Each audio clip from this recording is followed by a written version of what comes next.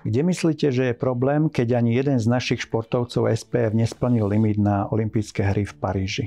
Tento problém má viacero takých faktorov. Jednak je to z toho dôvodu, že tie limity boli naozaj veľmi silné. Keď len porovnáme Tokio, kde limit na trebárs 200 metrov polové preteky by splnila a bola by 7.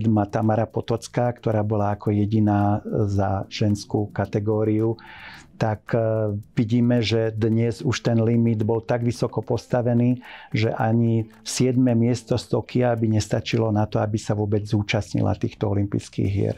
Čiže ten pretlak tých športovcov je veľmi veľký. Jednak sa znižujú aj počty pre jednotlivé športy, pre jednotlivé disciplíny. Vzhľadom na to, že prichádzajú nové športy do olympiády, tak tým pádom sa znižujú aj počty pre plávanie.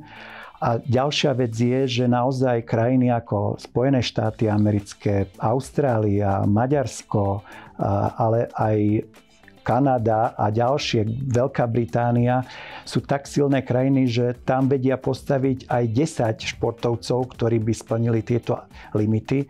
Tak to nám potom uberá a máme s tým problém, ale ja verím, že tak ako sme mali v predchádzajúcich rokoch tie limity a boli splnené limity, takže pomaly sa to naštartuje, pretože všetci vieme, že sme mali tu takmer 3 roky covidu, potom sme mali, teraz minulý rok sme mali tú ekonomickú krízu, kde naozaj tí športovci z toho minima urobili maximum.